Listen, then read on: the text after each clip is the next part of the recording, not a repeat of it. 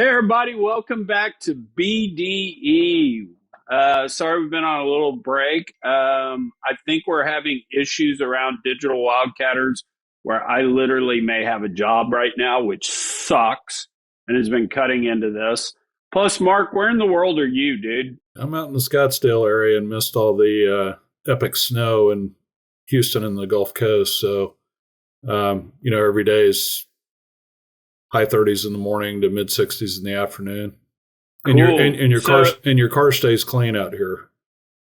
Oh, nice. Hey, we're so blessed, and I'll be a little over dramatic with it. We're so blessed to have Andrew Chan join us today because we're going to go tech bro out a lot on this, given what's going on. Andrew, thanks for joining us, dude. Oh, thank you for having me, Chuck. I'm excited. You are to be having here. a good hair day.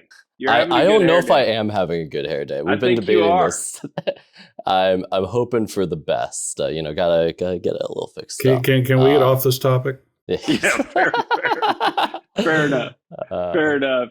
All right, Andrew, kind of level set us. What's most of our audience are energy type folks, so they're watching AI, but I'm not sure they're extremely well versed. What is this DeepSeek thing? Can you kind of level set us and start the ball rolling there? Yeah, absolutely. So coming from a venture capital side and approaching this from there, effectively what you're seeing with DeepSeek is that a Chinese government-funded startup has achieved very similar, if not better performance than OpenAI with what they claim is a very insignificant investment amount.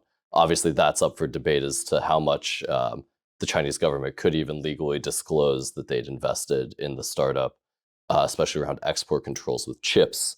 But what this has led to a reflection on is that if competitors are easily able to pop up to OpenAI, maybe this giant CapEx investment that we were targeting to build data centers, to build energy infrastructure, is something that we need to reconsider and think about the AI problem more from a research side than from a scale and economies of scale approach. And I think that's interesting on a lot of fronts. I think we should probably start maybe on the energy specific impact here.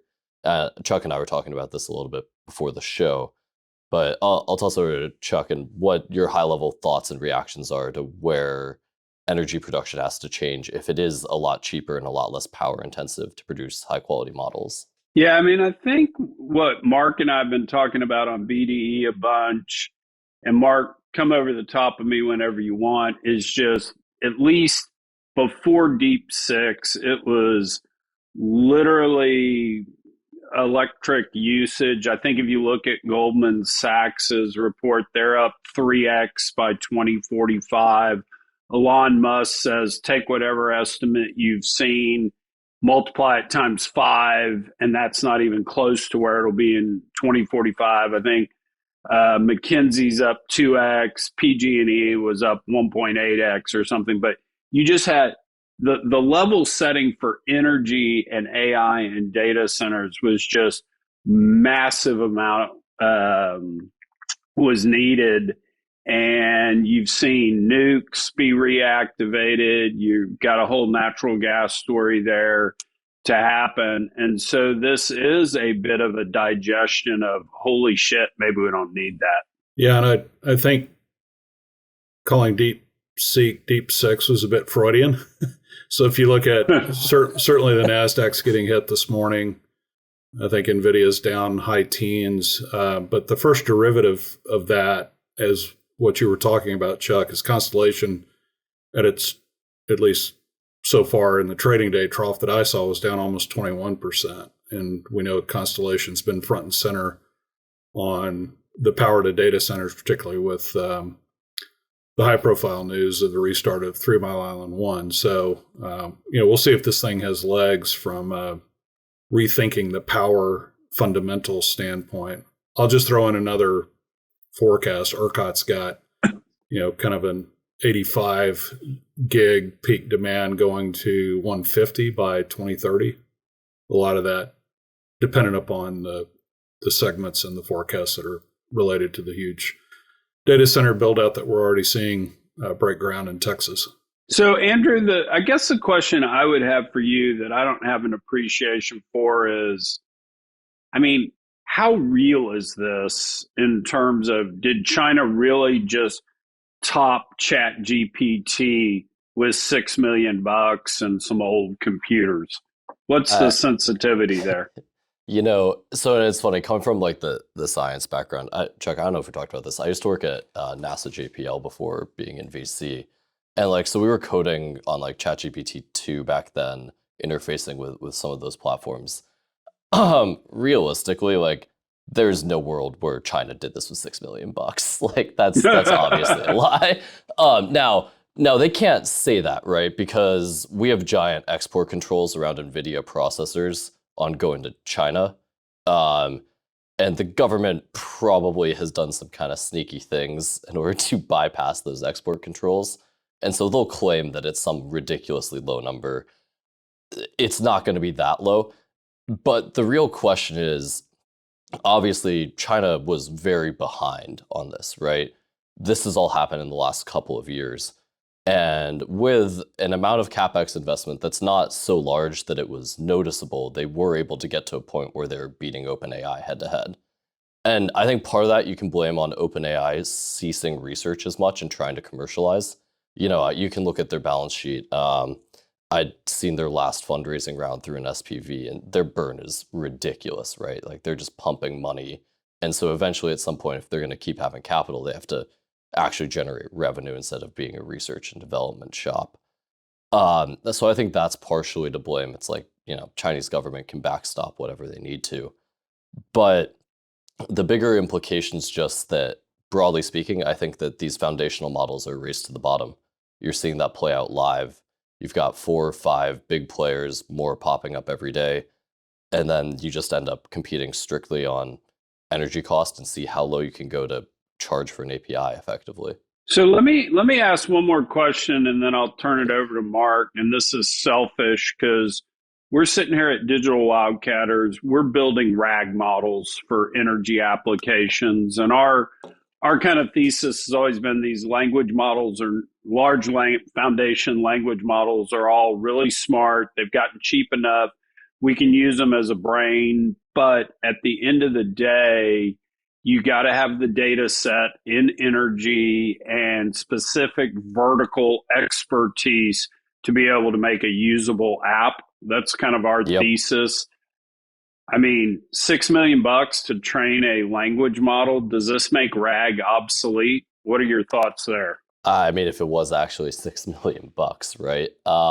And I should disclose, I'm also an investor in Digital Wildcatters, so I may have some bias here Oh too. yeah, and I think everybody knows I am, but I am, yeah. So, my belief is that these foundational models, you're effectively looking at, you have to input so much data that it will always be the average of the data you put in. I say that in consulting calls, I say it all the time, that your average LLM is just some dude on Reddit kind of shit posting and hoping for the best. And so your accuracy is not that good. Differentiation in this space really comes in 2 ways. It's either proprietary data, some sort of knowledge that you can fine tune a model around, really give it expertise. That's what I think DW does a great job of having. Or monopolistic distribution, effectively, where you categorize and sort of take over an entire category, and then you own that segment and can stop anybody else from coming in. Hopefully that's what they're doing in the oil and gas energy sector too. So it's 2 for 1 there, right? But there's no real pure level based technological defensibility. It's either the data or the distribution. And Mark, where do you want to take this vis-a-vis potentially even rolling it into, the Trump administration? Yeah, we can start with the most related item. And, part of me thinks that the DeepSeek timing is beyond coincidental, on the heels of just a few days of the big Stargate presser with SoftBank, Oracle, and OpenAI talking about 500 billion, the first, I think allegedly the world's largest supercomputer being underway in Abilene, Texas, of all places. And then there was another separate announcement last week on a big 5 gigawatt data center project that is planned for Hood County, Texas, outside of the Dallas-Fort Worth area, by Sailfish, big real estate play. But what was notable there was the notion that at least in the first 600 megawatts, which is, I believe, going to be online in 2026, really has a lot of priority focus on behind the meter gas fired generation, which I think inherently just has to be the case, just given the stack of power choices that you have to be able to drive those mega data center type of operations. And so, really segueing into the Trump announcements related, I guess we could start with natural gas. And there was an executive order that effectively hit play on Biden's LNG pause, for one. And, at the same time, probably not as relevant or as correlated, the attempt, at least through executive action, to undo the 625 million acre offshore drilling ban in the federal OCS. We'll see some of that, onshore with BLM, and what does that mean for really the future of gas-fired generation. And I think that's the most directly related to what we've been talking about with respect to data centers and AI. So Andrew, was that an FU from China for the announcement with SoftBank and Oracle and ChatGPT? I think it might be more related to Trump's action in general to align with tech interests. The giant Oracle announcement, I mean, you probably saw this, right? They haven't raised any of that money. They've raised that commitment's a fraction of the actual 500 billion. So there's a lot of money left to raise there. And so OpenAI, maybe China's reacting to that, trying to shoot them in the foot and say, look, haven't raised this money, and we did this so cheap. Why would you ever give them that money? You're throwing money away if you're doing that. But realistically, I think China's response here, Trump is doing a lot of tech ecosystem friendly things, right? He's trying to, reshore a lot of things to the US, energy production, especially as one of those items, manufacturing. And so China sees that alignment and basically says, we're going to actually compete and arms race you out. I think that's what you're actually seeing play out live more than any specific one-to-one correlation. It's China trying to disenfranchise Trump in his early actions broadly. Because one of the things I thought, you had the inauguration and you had Bezos, Zuckerberg, Musk, what's his face from Apple, all sitting back there, and the perception or the narrative from the opponents of the president has been, isn't this so bad that tech is sitting there kowtowing to Trump? I actually took it as Trump sitting there going to the world saying, hey, EU, you cannot fine Zuckerberg $30 billion anymore because it's an American company and we're going to fight for America. So I kind of took it this way. And so the response from China to say, hey, screw you, we're having a battle about technology, that seems to me to be more the fit for maybe what's going on. But again, I could be wrong. Yeah, I mean, I think it goes both ways too, right? Where one thing I saw is every venture capitalist and their mother was trying to find an excuse to go out to Washington, D.C. this last week. And I just thought that was funny because these are people who've never played in politics, never donated, never really made that effort. And they're trying to just see opportunity for profit, right? That's most of the spineless VCs are just going to try to profit one way or another. and so I think there's probably some balance in that, where Trump is certainly protecting a lot of US entities. I think the TikTok ban will end up getting sold in some capacity. It's basically when Elon is talking about this on X, right? If X can't operate in China, TikTok shouldn't be able to operate in the US. And that's sort of the policy that it seems we're going to on tech broadly. And that's net positive for America. But bringing this back a little bit, specifically on the AI side, I'm curious where your guys' heads are at on what this means for actual implementation of these projects now and how that changes with the DeepSeek announcements, like where people are actually going to flow money, what's actually breaking ground, and what'll keep getting built and what won't. Don't rush out and answer, Mark. Well, I think on the margin, and just maybe I'm influenced by seeing how the related stocks are reacting this morning, which is probably just feeding on the meat for the algos, but more of a trade than fundamentals. We haven't obviously sorted out the fundamentals yet, but I think one thing on the margin is that it's maybe net beneficial to off-grid Bitcoin mining, for example. And, when you're talking about more modular type of applications from a compute standpoint, can you be more nimble without incurring or facing those sunk cost risks, which I think is the big implication of what we're seeing with these mega announcements, Stargate, the Sailfish one, 3 Mile Island restart, et cetera. So maybe the segment of the market that is, looking for opportunity to grab power and get up and running faster, and you overlay the kind of the deregulation outlook, I think it certainly favors that smaller kind of middle segment of the market. So the one thing I'll throw in here, because I say this all the time on the podcast, I hate when people say this time it's different, because it's never freaking different.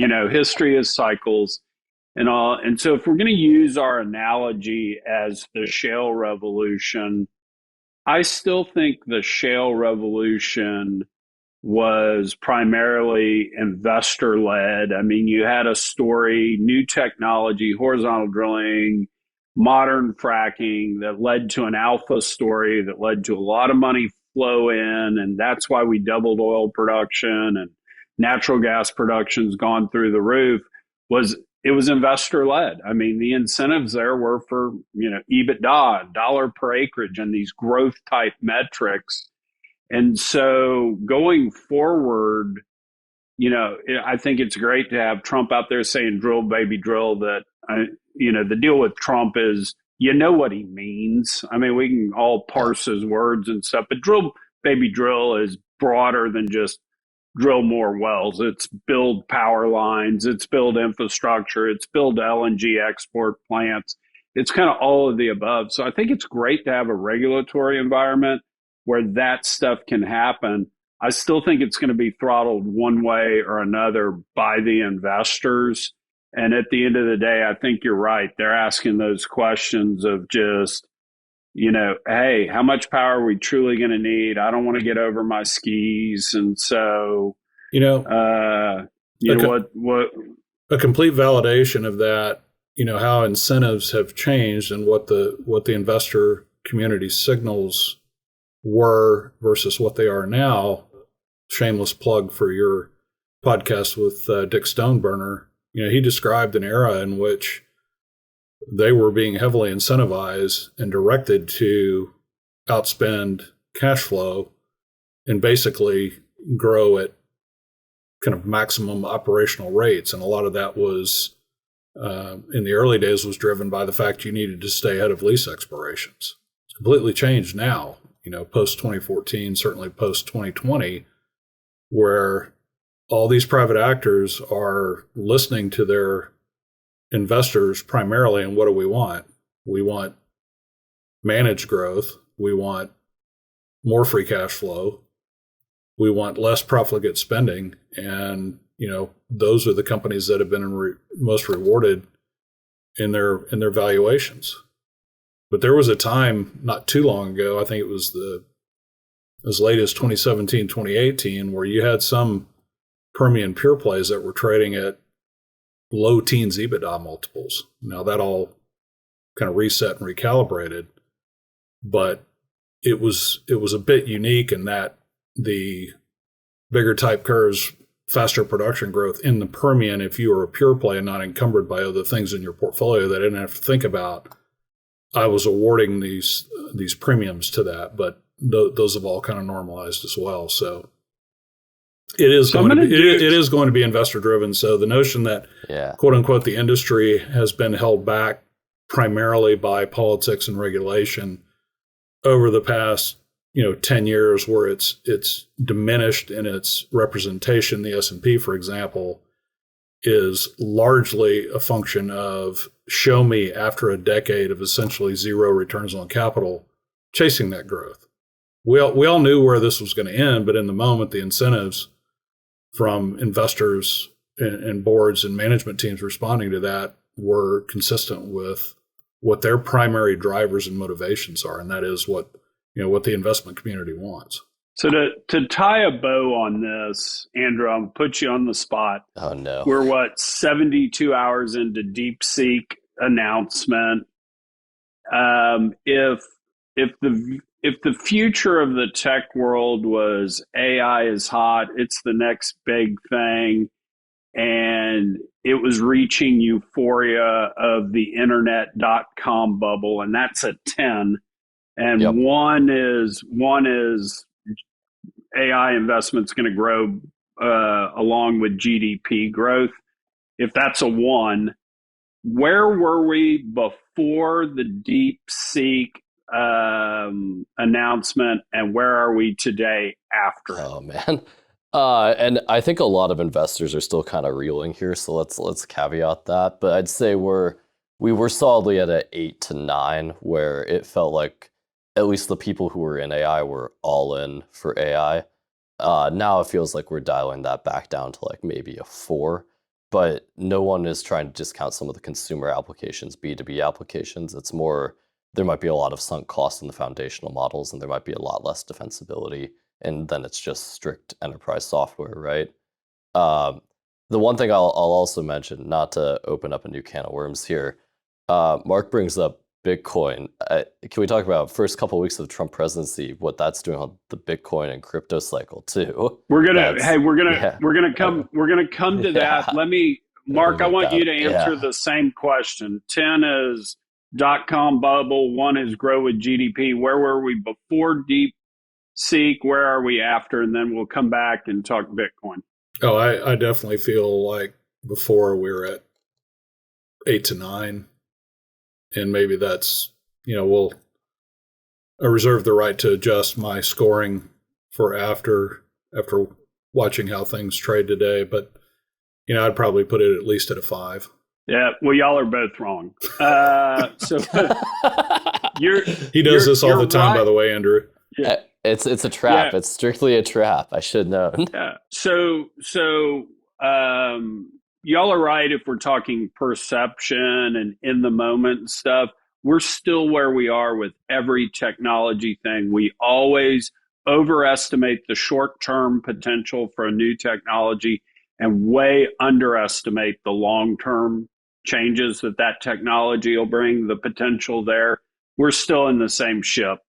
The euphoria wasn't warranted before DeepSeek. But long-term AI is still the bomb. Now, Andrew, pick up your Bitcoin point. Yeah.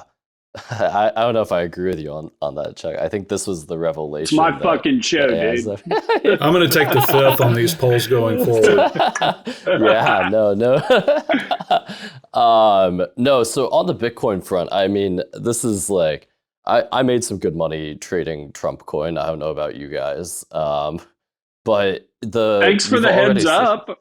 I didn't even know it was happening. So, dude, you gotta hit up unusual whales on X. Come on. But no, so you're seeing already. I mean, not just like Trump launching coins, but the government's endorsement of crypto broadly and the deregulation around trading crypto, the ETFs. That is all. And I'm not very deep in that space, but you're starting to see that come in really quick in the early days of the presidency as a priority to deregulate the asset class and legitimize it in a lot of ways. That's where, if I think about like places where energy spend will end up, Bitcoin infrastructure, power cost is by far the biggest production driver on Bitcoin. That's where I think the big impact will be necessarily that people are kind of overlooking right now with AI. Well, and one other thing I think to your point and to what we were talking about that I think is really important, and we talked a little bit about it a week and a half ago, 2 weeks ago, we had Lisa Huff on and she was talking Bitcoin. But in terms of AI and in terms of Bitcoin, huge national security issues on this. I mean, we cannot let the Chinese take over the Bitcoin mining industry just because who knows what would happen there. AI data centers have got to be in America. And so I agree with you. It's energy cost driven, but we have to make sure the energy costs are such so that all that stuff can do it here. Because last time I went through a pandemic, I couldn't get any toilet paper, and that really sucked. God help us if we can't get any AI next time, and the ramifications there. I did hear something about in the pronouncements or the outburst, if you will, that something related to a tariff on Bitcoin that's not mined in the U.S. How does that work? Yeah. Really? I don't know how you'd be able to validate that. Well, we were joking. Does that, maybe. Does that come in on a bulk carrier, a tanker? How does that, how does that quote unquote get imported? Yeah, I don't know how you'd be able to track that. I mean, the entire idea of Bitcoin is you can trade it without too much friction in a hypothetical world where I'd used it to do things like that in the past. I do want to hit one thing back on the I guess the oil side, Chuck, related to the flurry of announcements in the last week and things people are thinking about and maybe misunderstanding. And it's been out there well before any of this kind of headline stuff, and everybody's talking about it, in the dust up we've got with Canada, for example. We have talking heads out there talking about we don't need Canadian oil. And I think an understanding, I know Rory Johnston's been a bit vocal on this here in the last few days. The fundamental is the U.S., particularly the Gulf Coast refining complex, is designed to run, from a complexity standpoint, to run heavier grades, more sour grades. And so we do need those sources of heavier grades to, optimize, and to the benefit of the ultimate American consumer of refined product. We do need to be able to optimize against that set of assets that that produce the product. So I'm a little surprised. I'm a little surprised there hasn't been a bit more front and center discussion of Venezuela. Doomberg talked about it in their latest piece, but we'll get to that. So that's basically the heavier crude is Venezuela. It's Canadian oil sands stuff, and then Saudi Arabia. Those, because the shale revolution in the United States is light sweet crude. So we used to have a bunch of the heavy sour crude, but it's in effect been kicked offline economically, right? By the shale revolution. And TI is getting lighter. Yeah. So one other thing, just real quick on energy stuff while we're here. I think the lifting of the export ban on LNG is really important. I do think national security wise, we need to be able to tell our allies, you can count on the United States to provide you LNG. I think that's really important. I also found it very interesting that when Speaker Johnson sat down with Biden, he literally denied doing that. He said, I didn't do that. I didn't sign that. And it's like, no, here you go. Here's the executive order. So I'm a representative from Louisiana, and I know I've had more than one phone call from interested constituents on the gas and LNG side. So, yeah, you did. Yeah. I mean, there's always the question of if he remembers doing it or not, but we won't need to get into that. Yeah, it's scary stuff. All right. Before we go to kind of the final item, is there anything that we want to see from the administration, energy or tech oriented that's maybe not in the discussion. And I'll even kick this one off.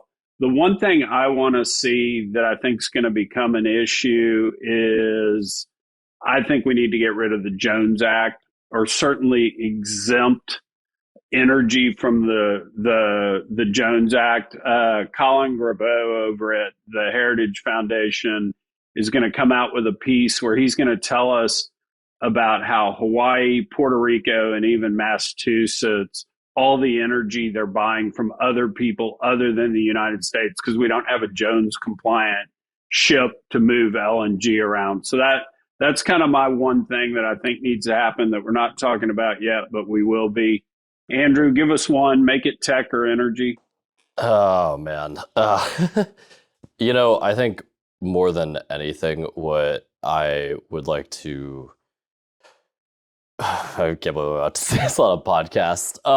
Do it. What I'm about to say is, like, I would really love to see us, like, officially defund the EPA in an official way. I don't know. You can't necessarily do that through executive action per se, but just a lot of inefficiencies, and that's what I'm hoping will come through with Elon and the Doge. But a lot of government inefficiencies, a lot of policies that lead to things like the wildfires out in California.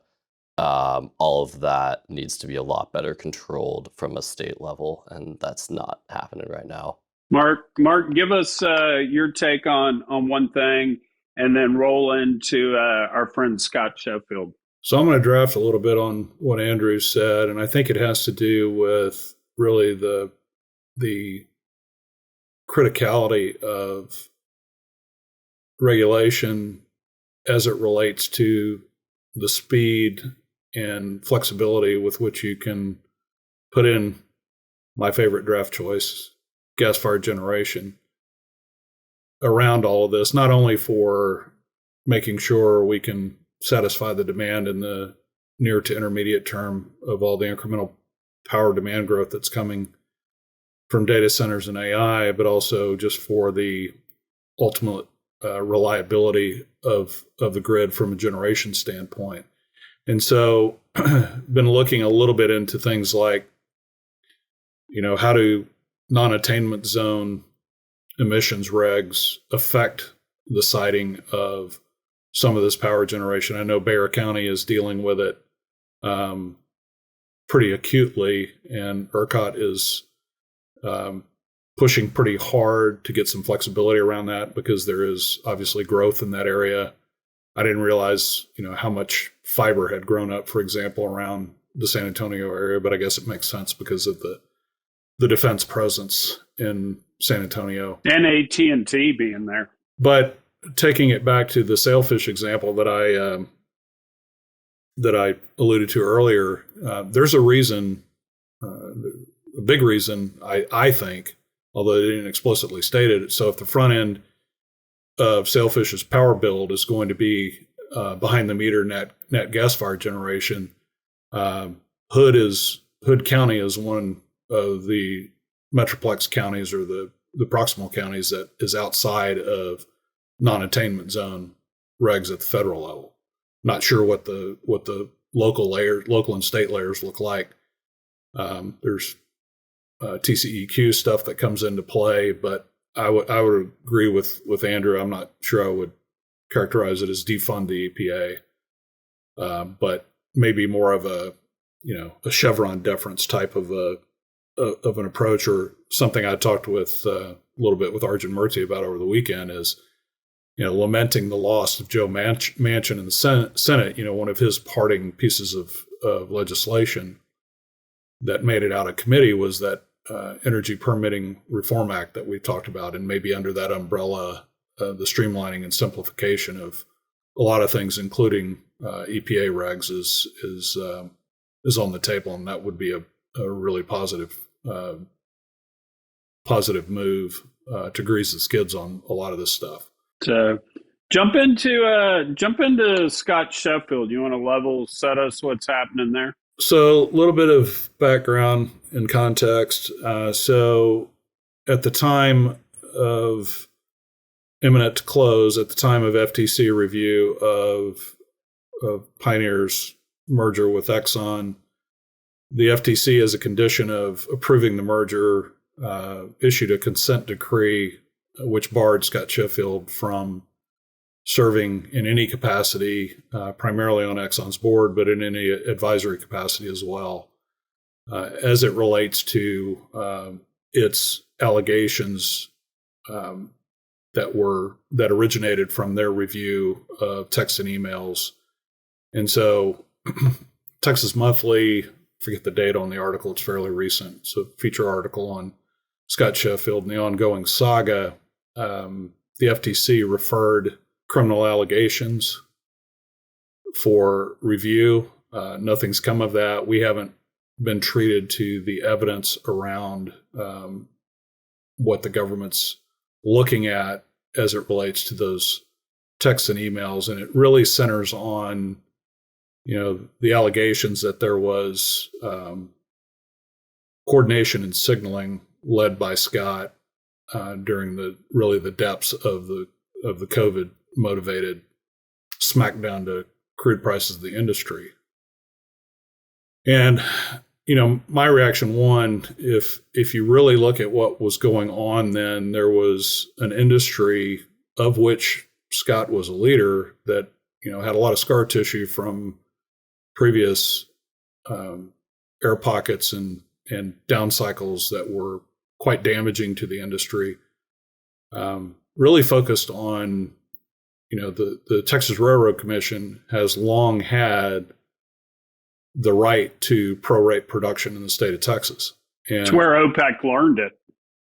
And I saw some commentary, and I don't remember the vintage of the Goldman Sachs conference where his comments on activity and spending and production growth in a very public forum, obviously to an investor conference, were somehow construed as a tacit violation of signaling and price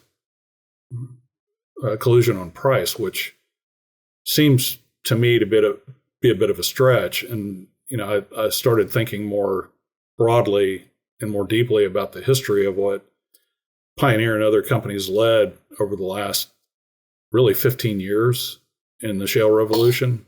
We wouldn't have another 5 million barrels a day available that comes out of the Permian, and another 7 to 8 million barrels a day out of the U.S. And I think I responded to your post reply to the tweet I sent out this weekend on the Texas Monthly article, which really posed the question of whether,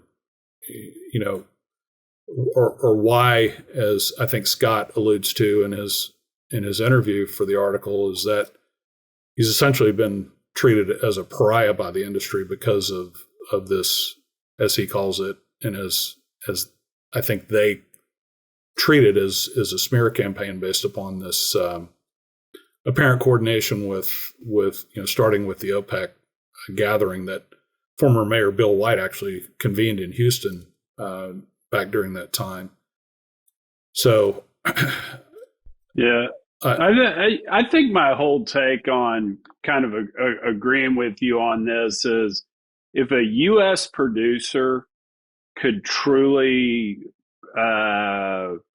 work with the rest of the world to raise prices, we wouldn't have seen minus $37 oil. If you could actually do that, number one. And number two, I think you make the best point. We basically doubled oil production in the United States, and we had one of the longest inflation-adjusted periods of low oil prices that fueled Amazon and all these vans running everywhere and all the economic growth it led to.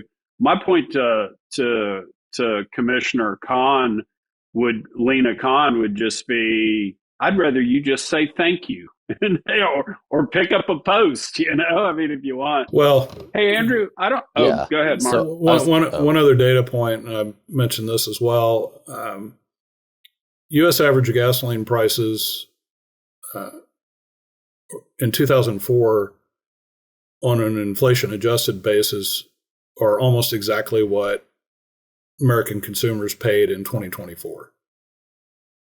And a large part of that was the wedge of growth that was a function of the shale revolution in the U.S. Most of non-OPEC growth out of the last 10 to 15 years has been dominated by that wedge of production growth. Totally. So, Andrew, jump in on that if you want. And also feel free to talk about Lina Khan in the tech world, because she hadn't been popular there either. No. Well, so what I was going to ask you guys, just because I don't have as much familiarity with this and the smear campaign, how many of these conversations do you think just are the normal for the industry too, and just what happens behind closed doors anyways, right? Because there's always a fair bit that, everyone's going to have some sort of, not like flattering, violating any regulations or anything like that, but there are conversations that happen behind closed doors in every industry. You pushed a really hot button with me. I think context is hugely important to all those private conversations. You have an infinite number of investor conferences and investor interactions where CEOs and sometimes board members are speaking with investors one-on-one. There are panel sessions across the spectrum of industries where, taken to the extreme out of context, you could probably manufacture, as I said before, a reach of a tacit signaling argument that would be technically a violation of either the spirit or the letter of those prohibited activities. I'll bring it to a specific, more recent example, and that is the U.S. banks who have since fled, and very rapidly, the Net Zero Alliances, GFANZ, and the Net Zero Alliance itself. There was a lot of talk out of European banks, even though if you go to GFAN's website, it's all kind of positive mission to accelerate transition-related investments in new technologies. There were a lot of pronouncements by banks that were explicitly either eliminating their willingness or offering to finance and lend to oil and gas companies. And, I'm not an attorney, but if that's not restraint of trade, that is a violation of U.S. regulations and laws. I don't know what is. So if we want to open this can of worms and get into the private communications between industry leaders, then we're going to have just really a nightmare of litigation. I don't think this administration is going to ignite that or accelerate that, and I'm hopeful that the DOJ and the FTC under the new administration recognize that. And as Chuck said, the proof is in the historical results of what the oil and gas industry has done. You do have companies already on record for 2025 saying, like Chevron saying, we're going to spend $1 billion less in capital than we did in 2024. I think Conoco's on record as saying we're going to spend $500 million less. $500 million less. Well, that's being responsive and consistent with the signals and the incentives that they're being provided by their investors, and that's that's as old as time. So if we're going to politicize that and start to criminalize things out of context, I think you're going to see a significant kind of risk aversion creep in to not only the oil and gas industry, but American industry in general. It sets a really, really hard, unhelpful precedent. And I don't have any more insight into what all the redacted and unreleased evidence base that they're working with, but it's my guess is that there's an extreme out of context type of interpretation that's at play here that I think is a very dangerous, slippery slope to get on.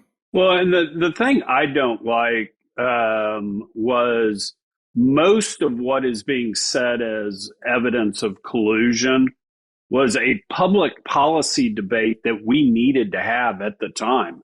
I mean, COVID hits, oil demand went down 20%. US companies are shutting in production. Oil price is negative. Literally, all these companies could go bankrupt, and we could kill a very vital industry for the United States. And so I do think it was a fair discussion of should we prorate? Should we give floors to these companies? And we did it for every industry. It wasn't just oil and gas. And so, it was very much a public policy debate. It was very public that Scott was talking about this. It's not that he was hiding over here having a secret cabal type meeting, even though they're going to try to pretend that he did because he's on some group text with the Saudis. So anyway, I kind of find that a big, huge pile of BS. There is nothing funny about this story.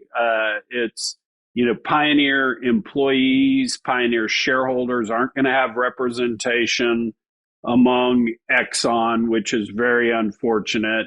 The FTC, this is new territory for them, saying, hey, you can't serve on the board for us to approve this merger. It's supposed to be looking at concentration of ownership, and that's it. But the one thing that I will say that's amusing is when all of this was going on back in 2020, and we were talking about the Railroad Commission and should they prorate production to try to raise price. I think it was Colin that said, "Yeah, we need BroPac."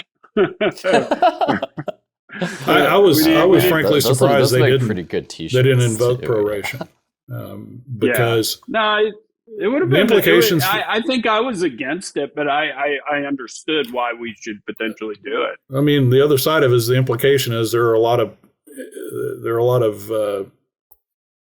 Texas budgetary considerations that are pretty reliant on a healthy oil and gas industry in the form of royalties and severance taxes as well. So that wasn't good for those revenue streams either. But I was surprised that the event was not extreme enough to motivate the Railroad Commission to go ahead and they hadn't used proration since what, 70s?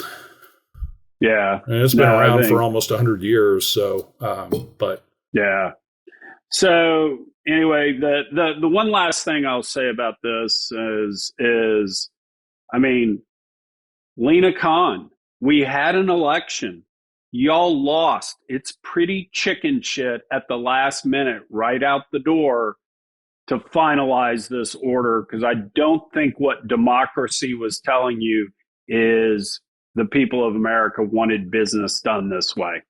And anyway, but tech bros are on board with this because she was over there killing M&A in the tech world. And, if you can't buy companies and have liquidity events, you don't get venture capital investment, which has been, the VC community in the United States is why we have the most powerful economy on the planet. So we don't want to mess with that either. Well, Andrew, yeah. No, go ahead. Sorry. Oh, I was going to say, it's like the FTC's been blocking a lot of M&A the last 5 years, right? Like that's, and you can take that as you will. Some of it's just led to companies going out of business directly. But even things like Figma and Adobe, like it's not like that's a monopoly in any capacity, right? And so totally.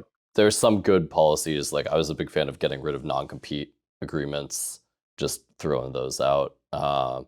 It's a mixed bag with all of these government entities. There's always a little good and a lot of bad. Seems like we're running right now. Well, I'll say this. Anybody that'll come on and say we ought to get rid of the EPA has a standing invite to join BDE any week. So you got a permanent chair anytime you want it. I appreciate that, Chuck. It's been good hanging out with you guys. Cool. Yeah, thanks for coming on. Cool. All right, everybody, if you like the show, share it with a friend, give us some comments. Remember, my ego is fragile, so don't say anything bad about me. And we'll see you next week.